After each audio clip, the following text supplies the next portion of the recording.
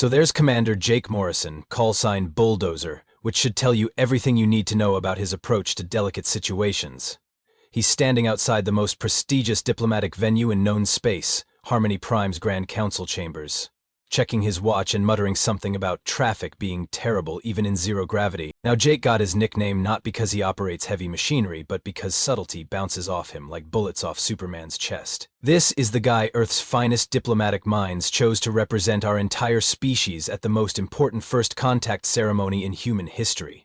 Yeah, Earth's diplomatic corps isn't exactly overflowing with options when you're the new kids on the galactic block. The chambers themselves are a sight to behold. Imagine if the United Nations building had a baby with a crystal cathedral, and that baby was raised by space architects with serious commitment issues. Floating meditation gardens, gravity-defying staircases, and enough precious metals to make Fort Knox weep with envy. This place screams we've been doing this diplomacy thing for millennia, and you bipedal mammals just figured out warp drive last Tuesday. Jake's carrying this rectangular box wrapped in what appears to be newspaper comics. Not exactly the kind of presentation you'd expect for humanity's debut gift to galactic civilization, but hey, it's the thought that counts, right? Right? Inside the chamber, 3 very important alien dignitaries are trying not to have nervous breakdowns. There's Ambassador Velox, who looks like someone crossed a flamingo with a tax auditor and gave the result an obsessive-compulsive disorder. Every feather on his rose-colored form is perfectly aligned, and he's been checking his ceremonial timepiece every 30 seconds for the past hour. Then we have Chancellor Grummix, an ancient slug-like being whose species predates most galactic civilizations. Grummix has seen empires rise and fall, witnessed the birth of stars, and survived more diplomatic disasters than anyone cares to count. His philosophy is simple. If you're still breathing at the end of a negotiation, you probably did okay. Finally, there's High Magistrate Cleet, a nervous insectoid whose compound eyes make him look perpetually startled. Cleet's job is basically to make sure nobody accidentally violates the 17,000 different cultural taboos that could trigger anything from a minor diplomatic incident to a full-scale galactic war. He's been stress-molting for weeks. Where is this human representative? Velox squawks, his translator making his voice sound like a very annoyed British butler. The ceremony should have commenced 14 minutes and 37 seconds ago. Grummix oozes philosophical calm. Patience, Ambassador. Perhaps tardiness is a cultural expression of casual confidence. Cleet's antennae twitched violently. Or complete disrespect for Protocol 17 Alma 9 regarding temporal diplomatic courtesy, and that's when Jake Morrison walks through the door, gift box in hand, completely unaware that his next few hours are about to accidentally reshape Galactic Law forever. Jake strolls in like he's entering a neighborhood barbecue, not the most sophisticated diplomatic gathering in galactic history. He's wearing what Earth's protocol department generously called formal attire, which is basically a Navy suit that looks like it survived a wrestling match with a wrinkle machine. Sorry I'm late, folks, Jake announces to the assembled dignitaries, ambassadors, and what appears to be several living crystalline formations that might be recording devices or ancient gods. Hard to tell with alien tech. Had to stop at 3 different gift shops before I found wrapping paper. You wouldn't believe how hard it is to find something that says "Welcome to the Galactic Community" in Times New Roman. Velox's feathers practically stand on end. This is not how these ceremonies work. There are protocols, ancient rituals, formal declarations that have been refined over thousands of years. You don't just walk in and announce your gift-wrapping difficulties. Esteemed Human Representative Morrison, Velox begins, his voice dripping with the kind of diplomatic courtesy that could freeze helium. Perhaps you would honor us by participating in the sacred ritual of mutual recognition. Sure thing, pal. What do I do? Cleet's compound eyes somehow manage to look even more panicked. He whispers something to his assistant, probably along the lines of, "Did he just call Ambassador Velox pal? Is that a declaration of war?" The sacred ritual of mutual recognition involves each species presenting their formal credentials through interpretive movement that represents their culture's highest ideals. The crystalline hegemony performs what looks like a slow-made show. The Aquatic Federation does something graceful with tentacles that would make synchronized swimmers weep with envy. Jake's turn arrives. He's supposed to demonstrate humanity's cultural essence through movement. So naturally, he does the Macarena. Not the whole dance, mind you, just the arm movements, because Jake only remembers about half the steps. But he does it with such genuine enthusiasm that several alien species actually start copying the motions, thinking this must be some profound human spiritual expression. Chancellor Grummix watches this cultural exchange with the expression of someone who's seen everything and is somehow still surprised by the universe's capacity for chaos. Fascinating, he bubbles. The human appears to be demonstrating sequential limb coordination as a metaphor for societal cooperation. Meanwhile, Jake's mysterious gift box is sitting on the ceremonial exchange pedestal, and it's becoming the elephant in the room. Or rather, the unknown, potentially dangerous object in the room, filled with paranoid alien diplomats. Cleet keeps glancing at it, like it might explode. Velox is clearly calculating whether accepting an unvetted gift violates any of the 47 different protocols regarding potentially hazardous diplomatic offerings. And Jake's just standing there grinning, completely oblivious to the fact that his mere presence has already violated approximately 12 different cultural norms and caused 2 minor diplomatic incidents that will require formal apologies and probably a small tribute of rare minerals. The ceremony continues, but everyone keeps staring at that box. Finally, we reach the moment everyone's been dreading, anticipating. The Great Gift Exchange, where humanity presents its offering to represent our species' finest achievements and cultural values to the assembled galactic community. Jake steps up to the pedestal with all the ceremony of someone about to unveil a participation trophy. Ladies, gentlemen, and, he glances around at the various non-humanoid species, distinguished crystalline formations and sentient gas clouds. I present humanity's gift to the Galactic Council. He tears off the newspaper wrapping with the enthusiasm of a kid on Christmas morning, revealing his masterpiece to representatives of 47 different star systems. It's a baseball bat, not some high-tech fusion-powered diplomatic marvel, not a rare Earth artifact crafted by master artisans, not even a particularly nice baseball bat. This thing looks like it was pulled from someone's garage sale, complete with a few dings and what might be mustard stains. The silence that follows could be heard across 3 solar systems. Jake, completely misreading the room, beams with pride. This, he announces, hefting the bat like he's presenting Excalibur, is humanity's universal problem solver. We call it a baseball bat, and folks, this baby can handle just about anything life throws at you. Velox's feathers have gone completely white. In his species, this indicates either extreme shock or preparation for ritual combat. Possibly both. Allow me to demonstrate, Jake continues, warming to his subject. Need to open a stubborn jar? Baseball bat. He mimes a gentle tapping motion. Burglar in your house? Baseball bat. More vigorous swinging motion. Want to play the greatest game ever invented? Baseball bat. Full wind up and swing that nearly takes out a floating ceremonial orchid. Cleet's stress molting has accelerated to the point where he's leaving a small pile of chitin flakes on the floor. His translator is working overtime as he frantically whispers to his aides. Weapon demonstration during peace ceremony, violation of codes 7 through 14, possible declaration of hostile intent. Chancellor Grummix, to his credit, is trying to maintain diplomatic composure, but even his ancient wisdom is struggling with this particular cultural exchange. Commander Morrison, he bubbles carefully, when you say universal problem solver, do you mean this implement is designed for conflict resolution? Exactly, Jake grins, completely missing the horrified expression spreading across 47 different types of alien faces. See, in baseball, you've got your pitcher trying to get the ball past you, and you've got your bat to send that ball flying. It's all about timing, strategy, and occasionally, brute force. The phrase brute force triggers what can only be described as the diplomatic equivalent of a fire alarm. Security protocols activate. Energy shields flicker to life around several delegates. Someone probably from the pacifist coalition of gentle beings actually faints. You see, Jay continues, oblivious to the panic he's causing, the beauty of the baseball bat is its versatility. One tool, infinite possibilities. That's humanity in a nutshell right there. And that's when Ambassador Velox does something that hasn't happened in the Galactic Council chambers in over 3 centuries. He presses the emergency session button. The emergency session alarm sounds like a dying whale being remixed by a particularly aggressive DJ. Red lights flash, holographic warnings appear in 17 different languages, and automated systems start recording everything for what the Galactic Council euphemistically calls post-incident analysis. Jake looks around at the chaos he's inadvertently created with the expression of someone who just realized he might have taken a wrong turn somewhere. Hey, is this normal? Because if this is how you guys celebrate gift-giving, Earth parties are going to seem pretty tame. Within minutes, the chamber fills with additional delegates who've been emergency transported in from across the station. There's the supreme arbitrator of the Peaceful Resolution Coalition, a being that looks like a walking tree made of pure light.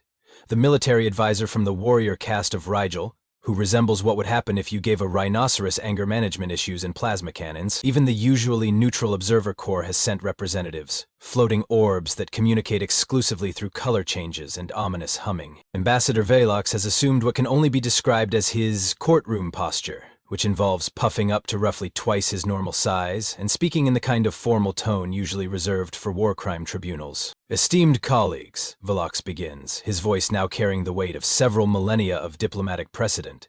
We are gathered to address a potentially catastrophic breach of galactic peace accords, specifically the presentation of what appears to be a primitive kinetic weapon during a sacred ceremony of welcome. Jake raises his hand like he's in third grade.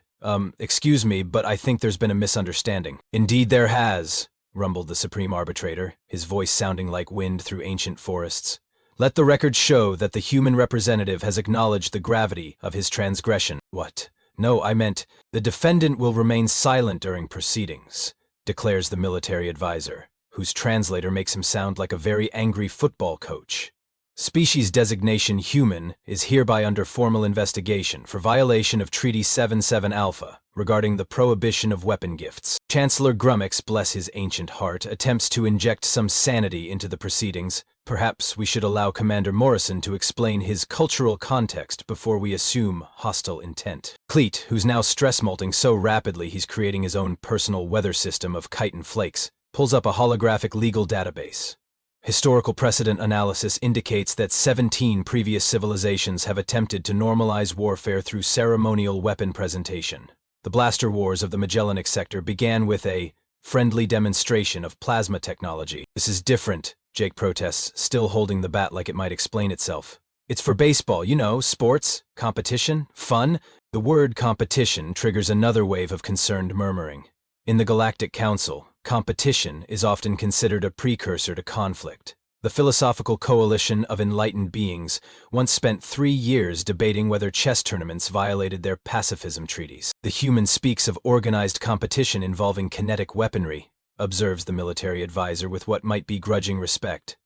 This suggests a warrior culture that has ritualized combat for entertainment purposes. No, Jake says, starting to gesture more emphatically with the bat, which causes half the delegates to duck behind their protective shields. Look, let me explain baseball. You've got 2 teams, right? One team tries to throw a small ball past the other team's player, who tries to hit it with this bat and run around in a circle to score points. The Supreme Arbitrator's leaves rustled with what might be confusion. You strike projectiles and then flee in circular patterns? It's not fleeing, it's running the bases, and the other team tries to catch the ball and get you out before you complete the circuit. The Observer Corps orbs start humming more frantically, and cycling through colors that definitely don't appear in nature. Their report will later describe this as the most confusing cultural explanation since the Great Interpretive Dance Incident of 2387. So, summarizes the military advisor slowly, your species engages in ritualized combat where participants strike projectiles with weapons, then attempt tactical repositioning while opponents pursue them? Well, when you put it like that, this confirms aggressive tendencies masked as recreational activity, declares Velox, with the satisfaction of a prosecutor who's just gotten a confession. Classic warrior species behavior pattern. But here's where things get interesting. While the formal proceedings continue, Jake's increasingly frustrated attempts to explain baseball keep accidentally solving other problems. When he describes how teams take turns batting and fielding, the diplomatic corps suddenly realizes this could resolve their century-old dispute about alternating negotiation leadership. His explanation of the strike zone somehow provides a framework for the Trade Federation's boundary disagreements. In baseball, Jake says, waving the bat for emphasis, you get 3 strikes before you're out. But if you hit a foul ball with 2 strikes, you get to keep batting until you either strike out or get a hit. The Legal Advisory Committee perks up. This graduated penalty system with redemption opportunities could revolutionize their justice protocols. Meanwhile, the bat itself has been placed in a containment field and is being analyzed by quantum archaeologists, weapons specialists, and what appears to be a very confused botanist who keeps insisting it's technically a piece of processed plant matter. The irony, of course, is that while everyone's debating whether Jake is a violent representative of a warrior species, he's accidentally providing solutions to diplomatic problems that have stumped the galaxy's finest minds for centuries. All because he's trying to explain why hitting a ball with a stick is fun. The session continues, with increasing absurdity as more experts arrive to study the weapon. and Jake's explanations get more desperate. Someone from the Department of Cultural Analysis suggests that baseball might be a complex metaphor for existential struggle. The ethics committee begins debating whether enjoying competitive activities indicates moral deficiency, and through it all, Jake just wants someone to understand that baseball is supposed to be fun. Just when it seems like Jake Morrison is about to become the first human diplomat to accidentally trigger an intergalactic incident over America's pastime, the universe decides to throw him the kind of curveball that would make even Babe Ruth proud. The debate has reached peak absurdity. Dr. Zenith from the Institute of Comparative Aggression Studies is presenting a holographic analysis of swing mechanics versus sword combat techniques. The Cultural Interpretation Committee has concluded that home runs must be references to territorial conquest.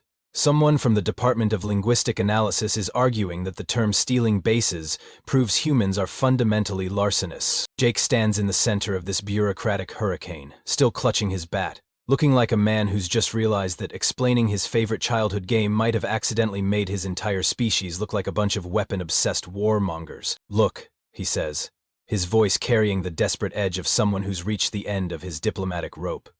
"I'm going to demonstrate one more time.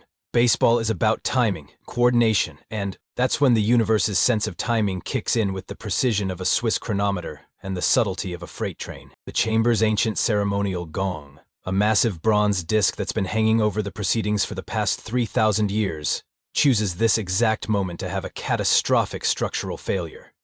The gravitic stabilizers that have been holding this two-tone monument to galactic unity in perfect suspension suddenly develop what engineers would later describe as an acute case of not working anymore. The gong drops like a metallic meteor aimed directly at Chancellor Grummax, who's positioned himself in the center of the chamber to better observe the proceedings. Time slows to that crystalline moment where everyone can see exactly what's about to happen. But physics and reaction speeds conspire to make intervention impossible. Everyone except Jake. Jake Morrison might not understand diplomatic protocol, cultural sensitivity, or the proper way to present gifts to advanced alien civilizations, but he does understand one thing with absolute clarity. When something's falling towards someone who doesn't deserve to get flattened, you swing for the fences. Without thinking, without calculating angles or considering consequences, Jake does what comes naturally. He steps forward, plants his feet in perfect batting stance, and swings that garage sale baseball bat with every ounce of strength, timing, and muscle memory he's got. The bat connects with the falling gong in a collision that sends vibrations through the station's superstructure. The metallic ring echoes through the chamber like the universe's loudest dinner bell, and the massive disc deflects away from Chancellor Grummax with the kind of trajectory that would make physics professors weep with joy. The gong crashes into the far wall, leaving a considerable dent, and Chancellor Grummax, completely unharmed, if somewhat shaken by his brush with becoming a very flat and very dead ancient diplomat. Silence falls over the chamber. Not the horrified silence of diplomatic catastrophe, but the stunned silence of witnesses to something genuinely heroic. Jake stands there, bat still extended in his follow-through, looking around at 47 different species who are all staring at him with expressions that range from amazement to something approaching reverence. "Is everyone okay?" he asks, because that's apparently what you say when you've just used a baseball bat to save the life of a being who's older than most star systems. Chancellor Grummax, his ancient voice carrying a tremor that has nothing to do with age, speaks first. "Commander Morrison, you have preserved the life of this humble servant of galactic peace. By the ancient codes of honor, you have demonstrated the highest virtue of your species." The military advisor steps forward, his massive frame somehow conveying respect despite looking like he could bench press a small moon. The human's reflexes and courage are beyond question. This was not the action of a warrior species, but of a protector species. Ambassador Velox, his feathers slowly returning to their normal rose coloration, addresses the assembly with the kind of formal gravity usually reserved for declaring new galactic holidays.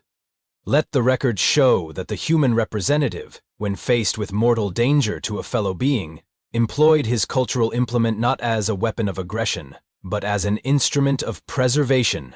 The Supreme Arbitrator's leaves rustle with what can only be described as enlightened understanding. We have witnessed a demonstration of the implement's true nature. This is not a device of warfare, but a tool of guardianship. Dr. Zenith is frantically updating his analysis, his tentacles dancing over holographic controls. "Swing mechanics consistent with defensive rather than offensive applications. Trajectory calculations indicate protective intent. This changes everything." Cleet, still surrounded by his personal chitin snowstorm but looking significantly less panicked, pulls up new legal precedents. Historical analysis now indicates that the humans' actions fall under the protection protocols of the ancient compact. This is a sacred act of preservation. The observer core orbs have shifted to a warm golden color and are humming something that sounds suspiciously like applause. And Jake? Jake is still standing there with his bat, looking around at all these alien dignitaries who are suddenly treating him like he just performed a miracle, when all he did was what any decent person would do when someone's about to get flattened by a falling object. "So," he says, with the kind of casual understatement that only humans seem capable of, "does this mean baseball makes more sense now?" What happens next is the kind of bureaucratic miracle that occurs maybe once per geological epoch, and usually only when the universe decides it needs a really good laugh at the expense of formal procedure. The emergency session transforms into what can only be described as the fastest legislative process in Galactic Council history. Within 37 minutes, a time frame that would normally be required just to locate the proper forms, emergency legislation passes through all 7 levels of parliamentary procedure, gets ratified by the Supreme Court of Cosmic Justice, and receives the blessing of the Philosophical Ethics Committee. The legislation in question? The Morrison Protection Implement Accords, also known as Galactic Law 47B99-81, which formally declares all human protection implements as sacred diplomatic gifts of the highest cultural significance. Ambassador Velox, his feathers now practically glowing with bureaucratic satisfaction, reads the formal declaration. Let it be known throughout all systems, sectors, and dimensional planes that humanity has demonstrated the noble art of transforming instruments of competition into tools of preservation. The baseball bat shall henceforth be recognized as a symbol of protective intent and heroic intervention. The irony meter breaks somewhere around this point. Chancellor Grummax, still a bit shaken but diplomatically ecstatic, announces that humanity is being fast-tracked for full Galactic Council membership, not the usual probationary period that takes most species several decades to complete, not the standard cultural integration program. Full membership, effective immediately, with all the rights, privileges, and extremely tedious committee assignments that entails. Your species, Grummax bubbles with genuine warmth, has shown us that true strength lies not in the ability to destroy, but in the wisdom to protect. The human representative's instinctive preservation of life demonstrates evolutionary advancement of the highest order. Jake, meanwhile, is having the kind of out-of-body experience that comes with realizing you've accidentally become the most successful diplomat in human history by doing absolutely nothing diplomatic whatsoever. The ceremonial baseball bat, previously confined in a weapons containment field, is now being prepared for installation in the Galactic Museum of Diplomatic Artifacts. It will be displayed in the Hall of Sacred Implements, right between the crystalline hegemony's Harmony Resonator and the Aquatic Federation's diplomatic trident of peaceful intent. Dr. Zenith approaches Jake with the enthusiasm of someone who's just discovered a new fundamental force of nature. "Commander Morrison, I would be honored to study your species' other protection implements. Do humans possess additional tools of heroic intervention?" Jake thinks about this for a moment, probably considering hockey sticks, cricket bats, and golf clubs. "Well, we've got quite a few, actually. Though I'm not sure you'd want to see what we can do with a 9-iron. The phrase 9-iron gets immediately flagged by the translation algorithms as potentially referring to some kind of advanced metallurgical weapon system. Within hours, there will be a research committee formed to study human ferrous protection technology. Cleet, no longer stress-molting but now taking notes with the fervor of someone who's witnessed legal history, announces that the Morrison Protection Implement Accords will serve as the foundation for new interspecies gift protocols.